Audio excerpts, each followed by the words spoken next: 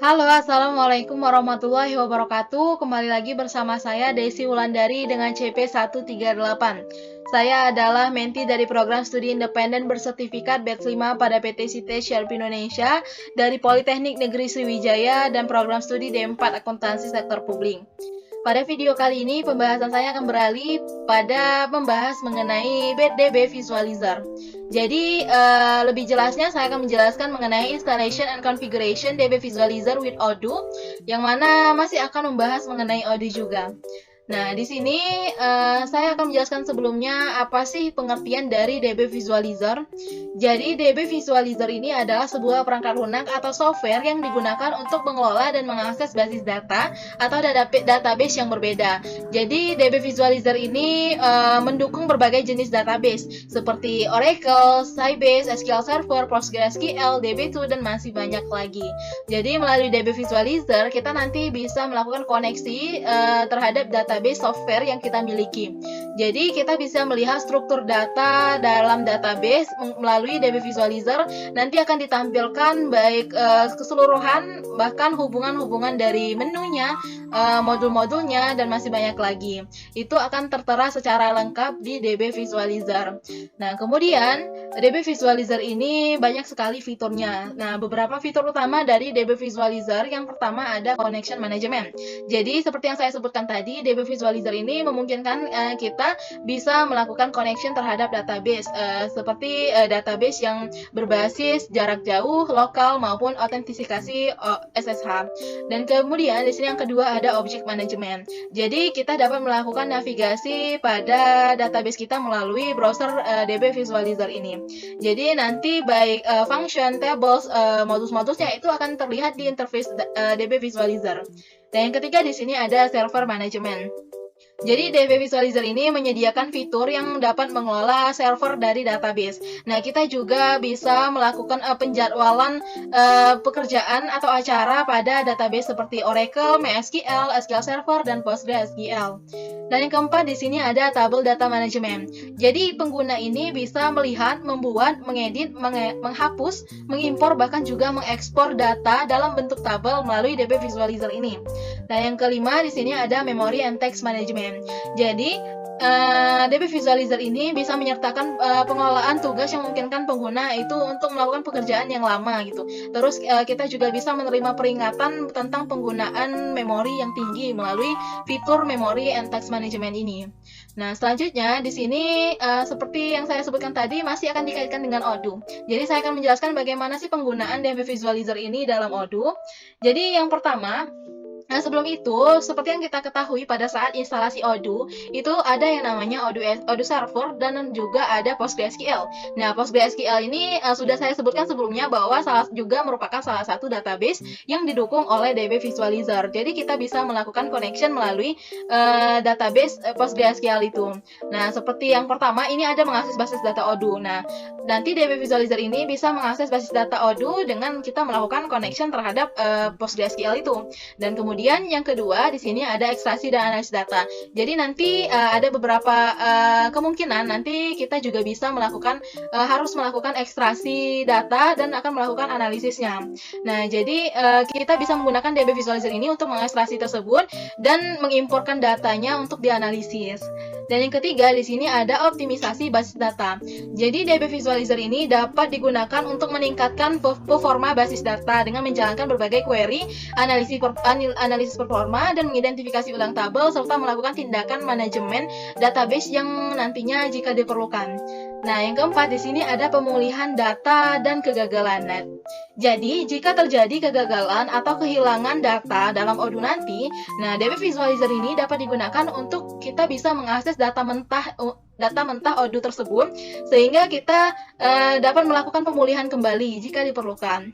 Nah, selanjutnya di sini ada penyelidikan masalah. Nah, jadi jika terjadi masalah pada Odoo, nah DB Visualizer ini bisa menyelidiki apa sih penyebab dari masalah tersebut dan mengeksekusinya dengan melakukan eksekusi terhadap query dan memeriksa data dalam basis Odoo. Nah, yang terakhir di sini manajemen backup, di mana DB Visualizer ini kita bisa melakukan pencadangan basis data Odoo, di mana jika diperlukan kita juga bisa melakukan mengembalikan basis data yang dicadangkan tersebut. Nah, pencadangan ini biasanya dilakukan secara berkala. Nah, berikut ini, di sini barulah saya akan menunjukkan inti dari tutorial ini, inti dari video ini, di mana saya akan menunjukkan bagaimana instalasi dan configuration DB Visualizer. Dan kemudian saya akan melakukan connection pada salah satu database, di mana sesuai bahasan saya akan mengconnectionnya dengan database Odoo PostgreSQL. Nah, mari kita langsung saja ke penerapannya. Oke, di sini saya akan mulai saja untuk menunjukkan bagaimana instalasi DB Visualizer. Jadi, caranya kalian masuk saja ke browser kalian dan ketikkan di search box DB Visualizer.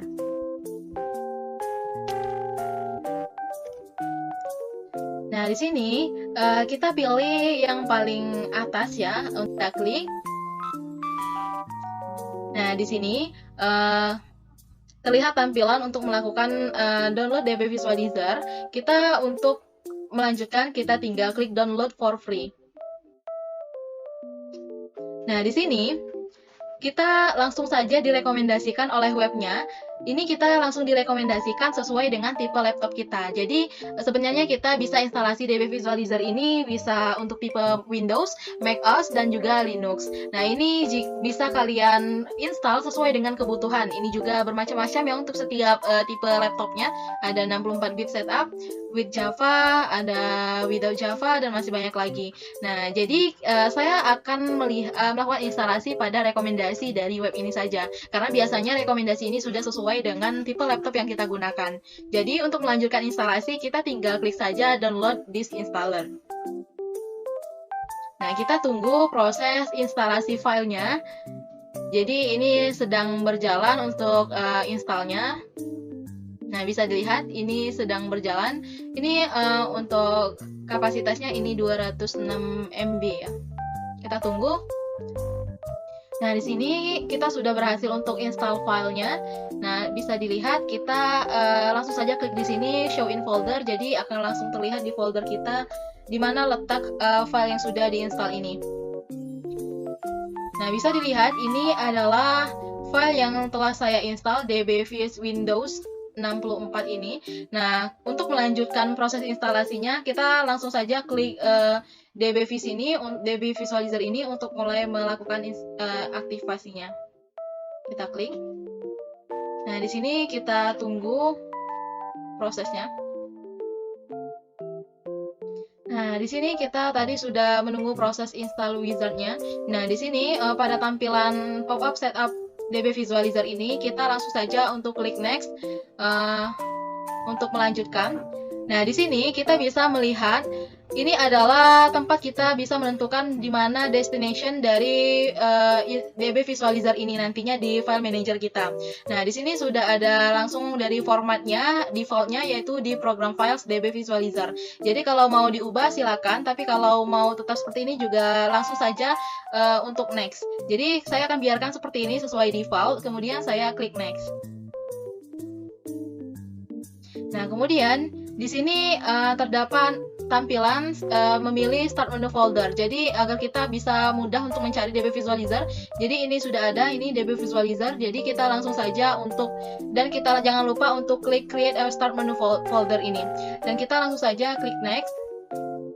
Di sini kita pilih next.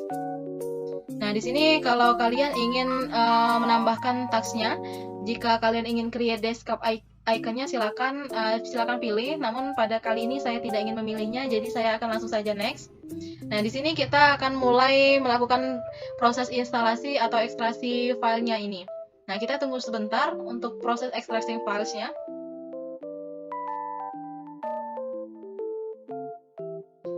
Nah, di sini tadi ekstraksi filenya sudah selesai. Nah, jangan lupa kita klik untuk Run DB Visualizer untuk langsung membukanya, dan kita klik Finish.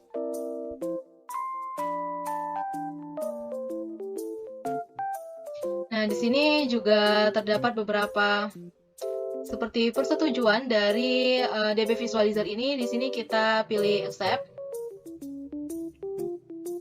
Nah, di sini kita akan memulai mengoperasikan DB Visualizer. Kita pilih free forever.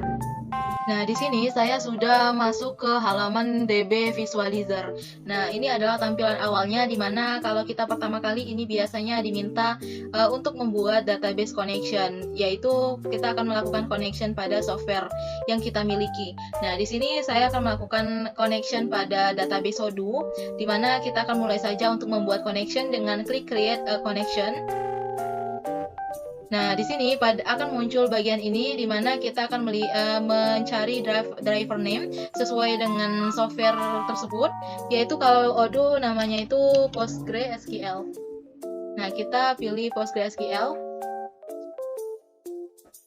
Nah, di sini muncul untuk melakukan connection, database connection PostgreSQL. Nah, di mana untuk connection name ini kita bisa melakukan pengubahan, misalnya namanya bebas ya.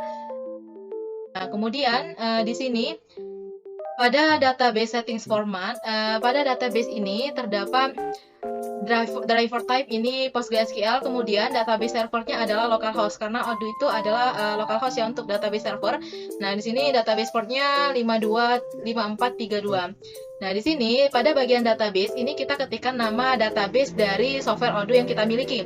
Biasanya beberapa pasti kalian memiliki database yang banyak. Nah, itu bisa juga kita pilih di sini, pilih salah satu misalnya. Nah, di sini saya akan melakukan connection pada database Odoo 16 CP138 Desi Wulandari. Nah, kita ketikkan di sini namanya. Jika sudah, di sini pada authentication untuk database user untuk Odoo ini namanya OpenPG. Nah, sementara untuk database passwordnya yaitu OpenPGPWD.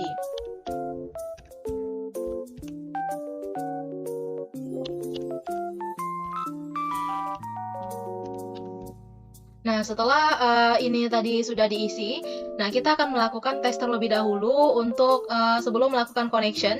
Jadi kita pilih ping server ini, kita klik. Nah, jika sudah muncul informasi bahwa kita sudah sukses, sudah verified untuk melakukan connection, artinya kita sudah bisa melakukan connection.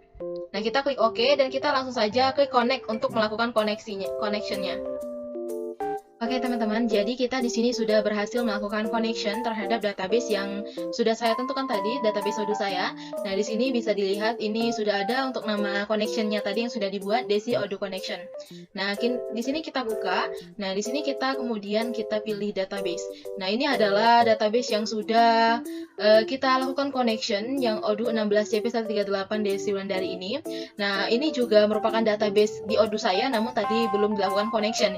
Jadi kalau kalian ingin melakukan connection untuk database yang lain juga, kalian tinggal tambahkan saja di bagian database ini. Nah, di sini karena kita hanya melakukan connection pada database ini, jadi kita fokus ke database ini saja ya. Kita buka di bagian database ini, kita ingin melihat datanya. Nah, di sini kita pilih bagian schemas. Nah, pada bagian schemas kita pilih public. Nah, di sini kita ingin melihat data tabelnya, yaitu account-account yang ada di dalam Odoo. Nah, jadi kita pilih table sini, kemudian, nah ini terdapat banyak sekali data table, account-account table dari Odoo saya yang dari database yang sudah saya connection tadi sebelumnya. Nah, ini agak susah ya untuk melihatnya, jadi kita buka saja di tab baru, kita klik kanan, kemudian kita pilih open in new tab. Nah, jadi nanti akan terlihat seperti ini, tadi namanya seperti ini, jadi terlihat lebih jelas untuk data-datanya. Nah, di sini ini adalah data keseluruhan dari Odoo database yang sudah saya connectionkan. Nah, di sini terdapat dari modul accounting, modul sales, modul purchase, ini sudah ada dalam ini semua gitu. Nah, ini jika kita ingin melihat relasinya gitu, jadi kita tinggal pilih saja bagian reference. Namun ini loadingnya cukup lama ya, karena ini banyak sekali, karena mencakup keseluruhan database saya, keseluruhan modulnya.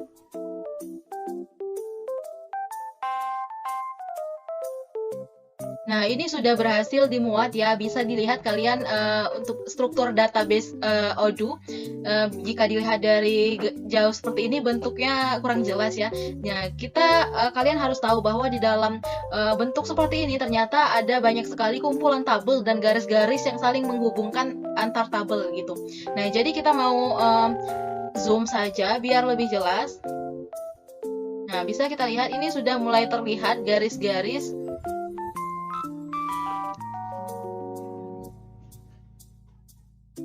Nah, ini garisnya sudah terlihat ya.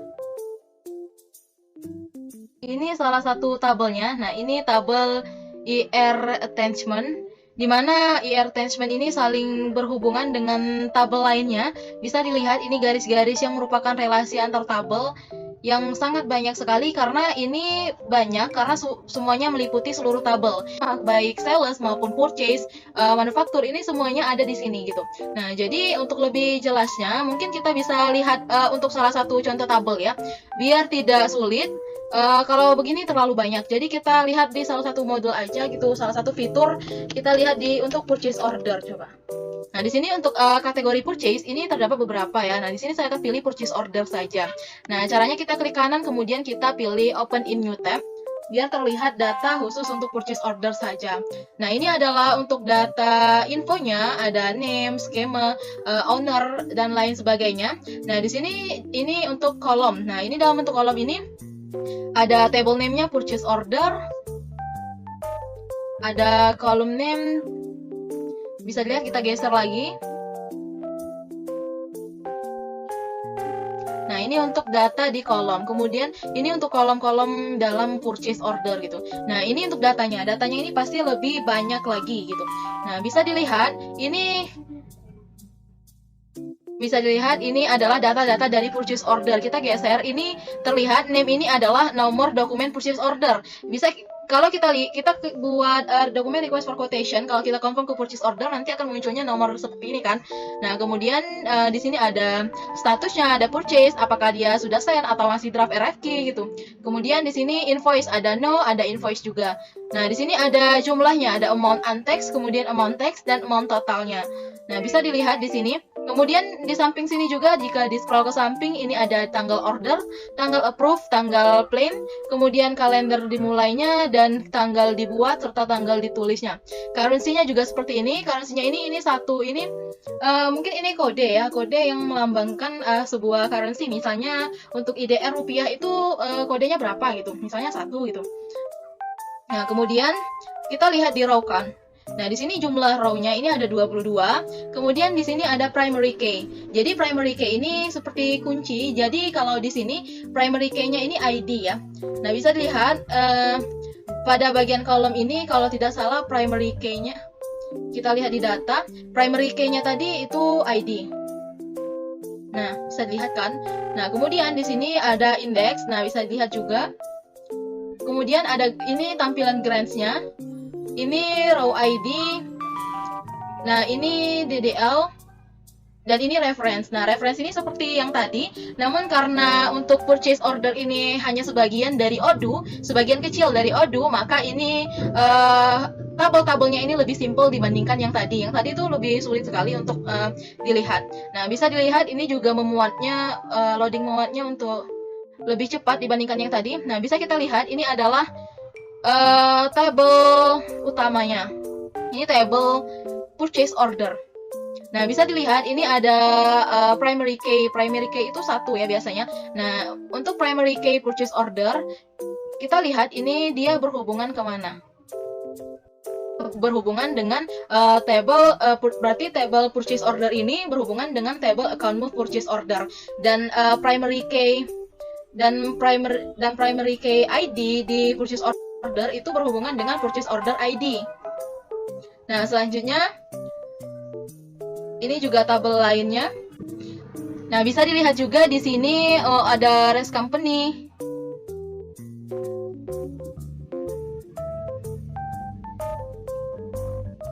Bisa dilihat juga ini ada rest company, account in terms.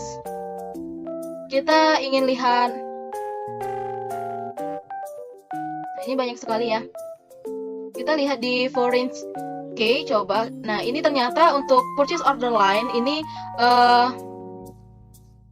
order ID ini berkaitan dengan ID di purchase order, ada hubungannya. Nah, kalau yang ini juga untuk origin purchase order ID, ini juga berhubungan dengan purchase order bagian ID-nya. Ini adalah table purchase requisition create alternative.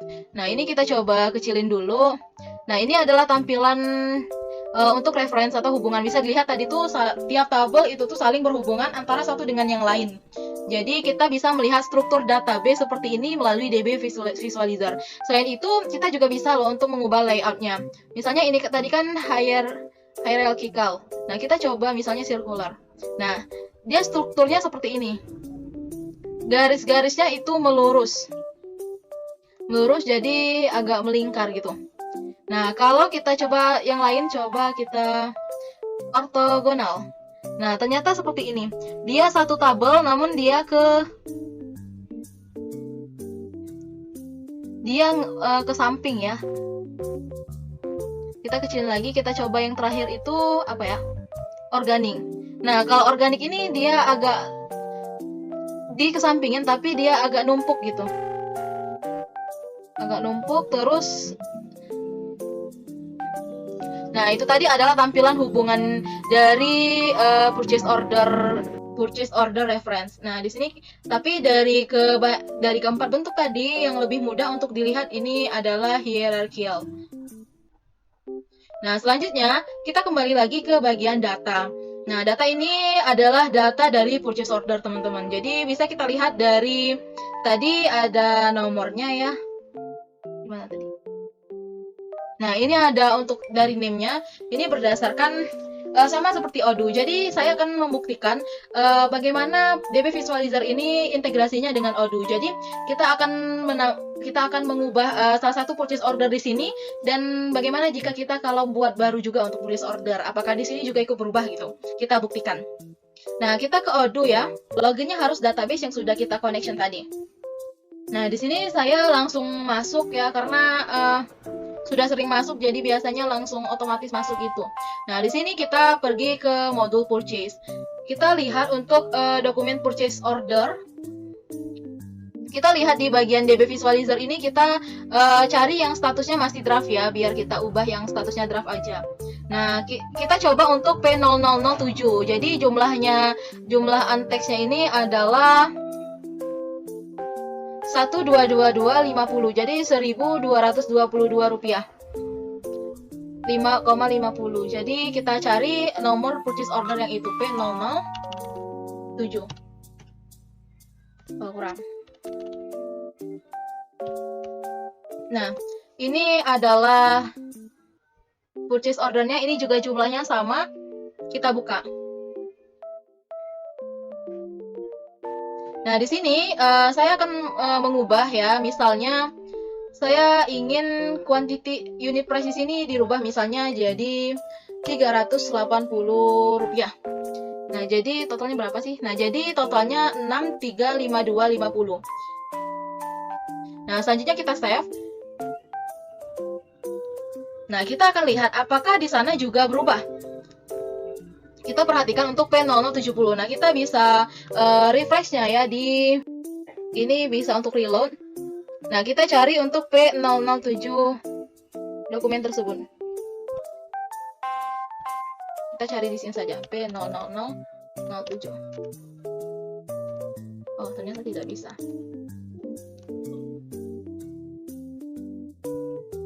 Nah, ini terakhir ya. Dia biasanya kalau kita perbarui, ini jadi yang terakhir. Nah, ini bisa dilihat. Jumlahnya ini sudah berubah. Tadi awalnya Rp1.222,50, sekarang sudah menjadi Rp6.352,50. Sama seperti yang sudah saya rubah tadi. Nah, sekarang saya ingin mencoba buat request for quotation yang baru. Apakah dia ikut nambah gitu? Kita coba ya, kita buat request for quotation-nya dulu. Misalnya untuk vendornya terserah, Anita Oliver saja. Biar jadi purchase order. Nah, jadi dokumennya P00023. Kita refresh juga di sini. Apakah udah masuk? Dia di bagian paling atas, ini nama dokumennya P00023. Nah, statusnya ini to invoice. Karena kita sudah confirm tadi menjadi purchase order, sehingga ini adalah jumlahnya tadi sama seperti ini. Amount totalnya sama 8 juta. Nah, di sini date ordernya juga tanggal hari ini 26 Oktober, approve-nya juga sama. Di sini tanggal create-nya juga sama. Nah, di sini. Nah, jika kalian ingin melihat produknya, nama produknya, itu kalian bisa cari di bagian purchase order line ya. Nah, di sini kita buka di sini untuk purchase order line, kita buka open in new tab kembali. Nah, kita lihat di bagian data. Nah, di sini tadi bagian, nah bisa dilihat. Nah, ini yang kita buat tadi. Nah, bisa dilihat ya. Yang kita buat tadi untuk produk yang kita beli tadi adalah yang large cabinet. Kuantitinya 1, harganya 8 juta, total bayarnya 8 juta. Nah, di sini kita juga masih belum bisa untuk melihat siapa partnernya atau vendornya gitu. Tapi kita bisa lihat di sini, kalau lihat partner ID-nya di sini nomor 45. Nah, caranya kita sama seperti tadi, kita kembali ke table tadi, kita cari partner sekarang. Nah, kita cari race partner ini, kita buka lagi di tab baru. Nah, ini bisa dilihat, tadi tuh nama vendornya ini nama vendor 45. Apakah benar Anita Oliver? Ini nomornya acak ya. Coba kalau kita lihat di sini, cari di search ini saja. Di sini kita bisa pilih untuk berdasarkan ID ataupun nama, bisa juga. Jadi kita tuliskan, ketikkan 45. Nah, ini benar untuk ID 45 atas nama Anita Oliver. Jadi benar ya, kita lihat di bagian tadi. Di sini kita review lagi transaksi dengan nomor purchase order P0023 berstatus sudah down, kemudian pembelian produk large cabinet dengan harga 8 juta dan dibuat tanggal hari ini. Di mana produknya ini adalah, kita lihat di bagian purchase order line, produknya adalah, untuk melihat produknya large cabinet di bagian purchase order line bisa dilihat kuantitinya 1. Juga di sini juga untuk memastikan ada juga tanggal pembuatannya. Nah, untuk melihat vendornya di sini ada vendor dengan ID 45. Kita lihat lagi di sini di bagian race partner, ini vendor dengan 45, benar ini vendornya Anita Oliver. Nah, jadi itulah hubungan antara DB Visualizer dengan Odoo. Jadi jika sudah di-connectionkan, maka apapun yang kita lakukan, transaksi yang dilakukan pada Odoo, maka akan merubah juga di bagian DB Visualizer-nya. Nah, di sini kita kembali lagi ke bagian purchase order tadi. Ini kan datanya sudah terlihat secara otomatis ya. Nah, kalian juga bisa melakukan query pada DB Visualizer ini. Caranya, kalian pilih action, kemudian pilih script table. Nah, di sini seperti yang sudah disebutkan tadi, bahwa pada kalau tidak salah fitur table management itu juga bisa memilih, menambahkan, mengupdate, menghapus, membuat, dan juga drop ya. Jadi inilah fungsi dari fitur tersebut. Nah, di sini kita akan mengolah codingan tentunya. Nah, kita bisa pilih mau apa. Misalnya saya pilih select ya. Nanti akan muncul codingannya. Ini adalah codingannya. Bisa dilihat. Nah, kalau untuk mencari dokumen-dokumen ini, kita pilih dulu, kemudian kita run. Nah, maka nanti akan muncul, nah, ini adalah datanya. Data tadi yang bisa kita lihat untuk melalui query tersebut dari script table. Kita bisa juga melakukan pencarian di sini. Misalnya saya cari berdasarkan partner ID saja ya. Berdasarkan partner ID, misalnya tadi partner ID-nya 45.